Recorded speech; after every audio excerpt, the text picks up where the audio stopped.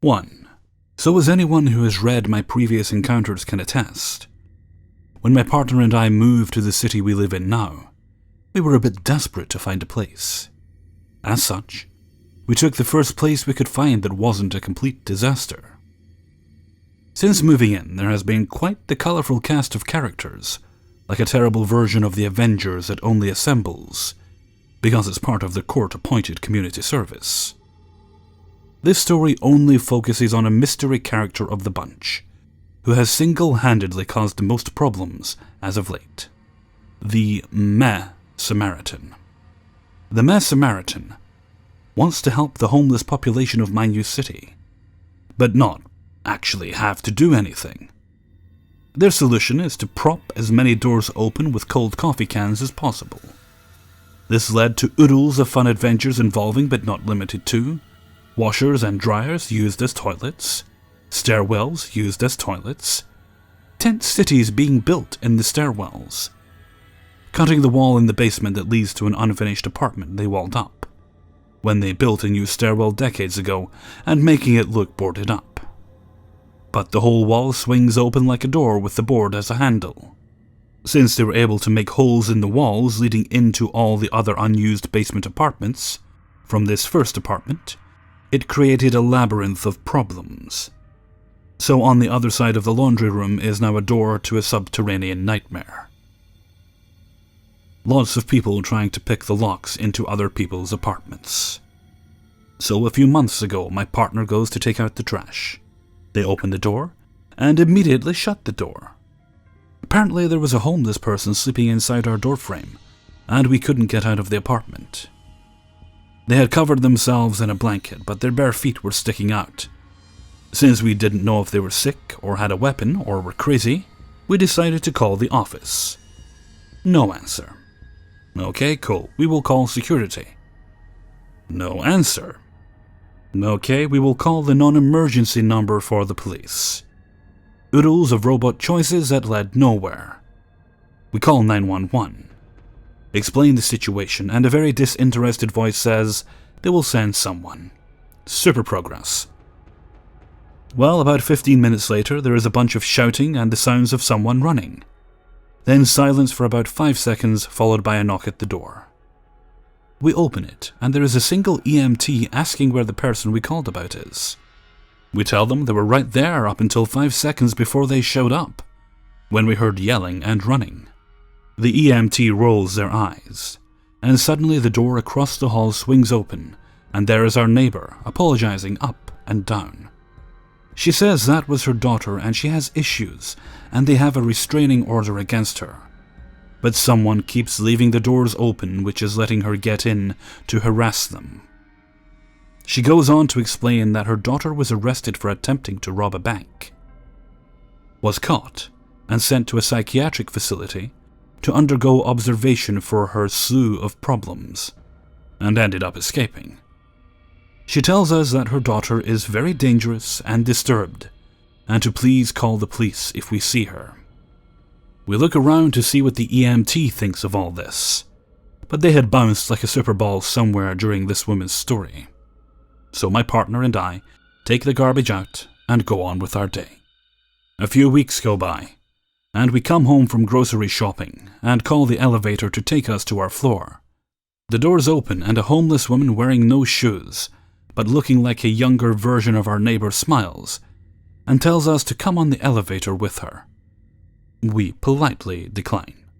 She tries every way you can think of to get us to come on the elevator with her.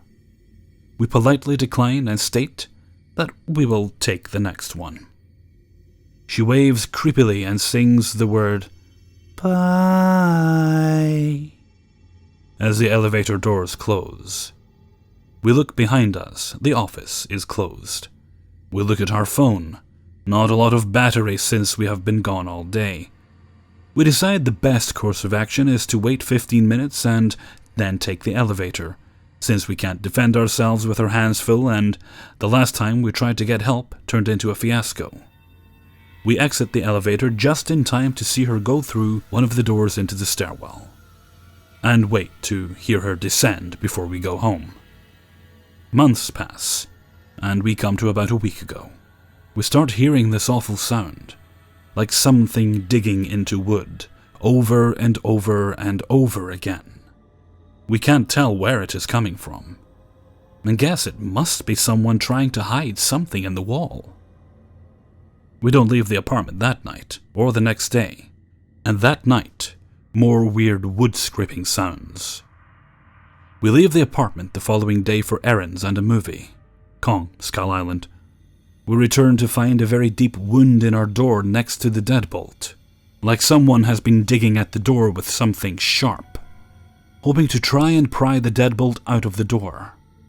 Unsettled to have solved the mystery of the scraping wood, but happy in the knowledge that the criminal mastermind behind it was an idiot, we settle down to make cookies and watch Moana. About 45 minutes into Moana, we hear someone trying to pick our deadbolt. My partner jumps up and heads for the door with a weapon while I proceed to yell, "What the fuck?" in a very angry tone. This frightened off our would-be home invader, and my partner told me that while they could not see the face of the person fleeing when they opened the door, they are pretty sure it was the daughter of the woman across the hall. They think she got confused and thinks our apartment belongs to her mom. Neato. We told the office about it, and they said it was happening a lot, but offered no advice. So we installed a bunch more locks and set up a tiny notebook to play a 12-hour loop of infrasound with a set of pretty solid speakers pointed at the door. We tested it out, with my partner taking out the trash and coming back. They confirmed the effects were negligible if you simply walked past, but made their stomachs sick and started to feel uneasy during just the time it took to open the door. We never have visitors, and it's not a sound you can hear, so the only people who can be affected are whomever decides to be directly in front of our door for extended periods of time. Bonus effect. A different Discount Avenger we have titled Cracky McFlip-Flop has stopped having loud phone conversations in the hall, and Elevator Lady, she lives a few doors down and has full-on conversations with the elevator whenever she's not knocking on people's doors begging for soda, has stopped bothering this end of the hallway as well. We have titled it The Scarier, since we chose 18 Hertz, the level they sneak into horror movies to make people feel uneasy. Update. The other day I had to turn off the Scarier for a little while to do a few things by the door. A soft knock, like someone patting the door like a dog, came. It was followed by a voice, in the same tone as the villain in a movie telling the kids to come out wherever they are, saying, "Hey, let me in. It's me, just me. So just let me in." Having read fairy tales, I was prepared for this and did not answer the door, and they wandered off. Score 1 for Anderson and Grimm. Well, a few days later, my partner and I were making lunch, so the Scarier was off again. Another soft knock sounded, but since my partner was here this time, they answered in a loud, assertive voice, "What?" This must have thrown the person outside the door off guard, as they responded with a terrible lie. Them, "Oh, maintenance?" We gave each other a look that said that this guy just asked us whether or not they work for maintenance. So we turned to the door and responded in unison, "We didn't put in a maintenance request."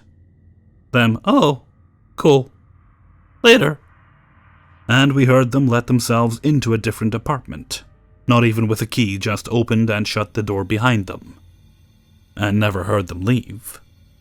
So I guess they live there. Super. 2.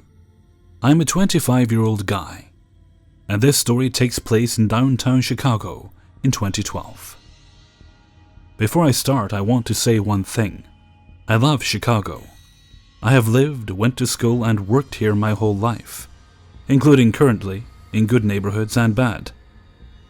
I love it, and it is beautiful and I feel safe in the city. But no matter where you are in this world, and maybe it is a personal paranoia of mine, you should always be aware of your surroundings and have an out for when something that could go wrong does. I lived in the heart of the city with two buddies from 2010 to 2011. We were no more than half a mile from the Sears Willis Tower, which really is right smack in the middle of the bustle of everyday Chicago life. So my roommate and I went to different schools, but both in the city. We spent as much time together as we could handle. Our apartment had a smoky haze and a never-ending circuit of Red Hot Chili Peppers or Lana Del Rey blasting through the windows. We would get into hairy situations over and over, never once fearing danger. This one instance happened in the middle of the week, in the middle of the day, in the middle of the city. We walk for about a half mile from our apartment to smoke a little herb and get some lunch. We spot a McDonald's coming up and we start heading over to it. The sidewalks are crowded, the city was packed. It was the middle of the work day. We go to the door of the McD's and there is a possibly homeless, short, stocky man selling free newspapers at the door for $1. I believe portions go to help certain city programs. He asks my friend if he wants one as he walks in the door first, and he just ignores him. He looks at me and I say no thanks. Before I even got the door closed behind me, the man screams at the top of his lungs a booming, "Motherfucker!" Again, there are hundreds of people all around us. We get our food and sit at a table. I'm a little upset, thinking like, what the hell was that? My friend was just laughing. He was inside by the time of the scream, but he heard it and was astonished at what happened, and just lost it as I told him. We both started laughing about it. Then my buddy goes, "Is that him?" Behind my back was a window that looked out to the sidewalk. The guy was standing there staring at me. Our eyes are probably 3 feet apart. My body freezes as I see him pulling his coat to the side, displaying what looked like the handle of a straight-up steak knife at his waist. He taps on the window as we are still making eye contact, and through the window I can audibly hear him says, "Come outside, boy." We sit in our seats for 45 minutes waiting for him to get bored. This restaurant had 2 exits, and I tell my friend I'm running out the back. We go to throw our garbage away and we don't see the man. My friend says, "Quick, come out the front door, he's not there." I was very hesitant as my friend isn't always truthful. I follow him out the front. There he is. My friend stops walking as he waits, or something, for some kind of conversation to go down between the homeless man and I. I look at my friend, I look at the guy, and he reaches for his waist. I run, and I run. Bumping into people, running across Chicago streets. I hear him yelling as he is not in pursuit. "I'm going to kill you! I'm going to fucking stab you!" Not a soul on the sidewalk looks at me running, or looks at this man yelling. No one. My friend stood there frozen. He looked at my buddy, who now made sure he too got some distance from this guy. And the man said to him, "Tell your friend to get back here, or next time I see him, I will kill him." I ran all the way back to my place, and my friend walked back and got in about 10 minutes after me. I wanted to call the cops, but my friend talked me out of it just thinking, we'll never go there again. That's the story. But something happened again more than 6 months later. I vowed to never go near that McDonald's again as long as we lived there. We still went out every night, got drunk at bars, got food anywhere we wanted, all without a thought of fear of this one-time event. But we still never went to that intersection during the day. Until one of our last weeks living at this place. We stayed on the other side of the street as we walked the sidewalk through this intersection. Van Buren and something adjacent to Sears Tower, for those wondering. Usually a very safe place. We walked slowly, my eyes glued on where the guy was selling papers last time. I wouldn't remember his face, but I'd remember his build and what his actions may be. We passed McDonald's, and there he was. We were both positive. He was asking for change outside of the restaurant. He sees us, he sees me. We walk a little faster and he stares at me and I at him. Until I'm halfway down the block and out of eyesight. Very strange. 3. I live in France, and this happened in France. So it happened about a month ago. And while not exactly scary, what happened definitely freaked me out. I'm a girl, a student, and I live in a moderately big city. Well, big by French standards. But it's a very calm city. Nothing really happening here except a few muggings, etc. I was walking to my car, about to head home, from my ex-boyfriend's, now best friend, at about midnight when I came across a man. My ex wanted to walk me to my car, but I said it was not necessary because, well, what could happen during the 100-meter walk in this nice and friendly neighborhood in the middle of the week, right? Right. The man was walking slowly and was carrying a pack of fruit juices, which was strange in itself as the shop it came from had closed over 4 hours before, and he said he was heading home after going shopping, but never mind. If the guy wanted to develop his muscles this way, he could do whatever he wanted. I went to my car and he stopped right next to it. Still nothing to worry about. Then he asked me if he could borrow my phone because his battery was dead. Yeah, right, like I'm gonna give you my phone. I know it's not nice of me, but seriously, it happens often in my city. And nice people are never rewarded in these situations. So I figured he was just some poor guy trying to steal phones to sell them. Of course, I said I didn't have it, and of course he didn't buy it. He started to get angry and ranting at people, never helping people like him. I say I'm very sorry, and if I could help him, I would. He stopped mid-rant and told me with a very large smile, "Oh, I'm sure you would." Okay, maybe this guy was high, but I've seen high people before, and he wasn't. I finally got in my car, and he didn't let me close my door. I didn't want to anger him. I'm quite small and scared of people, so I know I tend to overreact, and I'm waiting to see if you think I did. He then asked me out of the blue, "What would you say if somebody gave you 100 euros for doing whatever they wanted with your feet?" It's not about me, but a girlfriend of me was asked and wanted your opinion. I answered there was no way. He seemed disappointed, and then asked again for my phone. I reiterated that I had not my phone on me. The exchange lasted about 30 minutes, during which I was constantly afraid my phone would ring, and he would know I was lying. He talked about his life, and at random moments, he asked the same question. What would you say if somebody gave you 100 euros for doing whatever they wanted with your feet? And every time I would tell him there was no way. At one point he started to get agitated, and began ranting again, but this time at students. How they don't have to do anything and get loans when he has to work. He asks what I do, and I answer in a small voice that I'm a student, and he says, "But you're different from them. You're really nice." And he starts petting my shoulder. I tell him to stop, and he does. He asks the question again. I say I don't want to talk anymore, and he says, "Why are you scared? I'm not going to hit you or rape you." Yeah, it's so nice of you to mention it. And that's when it really started to get weird. A man passed in a car, slowing down to make sure I was okay, and then went away. And the guy said, "He better not be stopping. I don't like how he was staring at me." He put his hand in his pocket. I have brass knuckles, I would have fucked him up. He started to breathe heavily, and a very dark look went upon his face.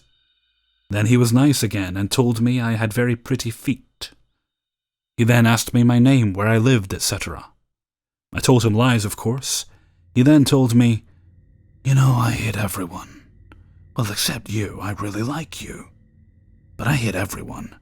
French people, Arabs, blacks, Asians, etc. You should really remember my face. One day I'm going to kill everybody I see. People laugh at me when I say this, but I'm really going to do this. Never forget my face. At this point, I was really scared, and I told him I had to go home because I had class the day after. He asked me again the question.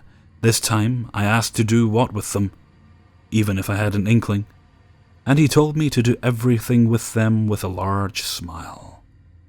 He told me again he liked me, and he hoped I had a very nice evening, and I would see him soon. I did see him since then, but I was with my ex, and when he saw us, he just ran away, even though we hadn't said anything.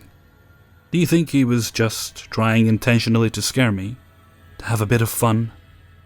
And I'm stupid to have been that scared.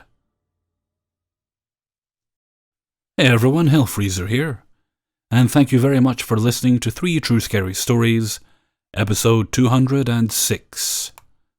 Thank you very much to everyone who allowed me to use their stories in this video. A special thanks goes to Backing Away Slowly Now, who very kindly sent me the update to the end of the story posted on Reddit. Very much appreciated. Was a welcome addition to the end there. Well, now that I head off to edit the audio I've just recorded, the debate begins. Should I have a cup of coffee, or am I over-caffeinated today? Of course, if I do have coffee, I shall have to have something sweet with it. And that's always a bonus. It might be bad for my health, but it is rather good for my soul. Okay, gonna head off for now. So until next time, thank you very much for listening, and take very good care of yourselves.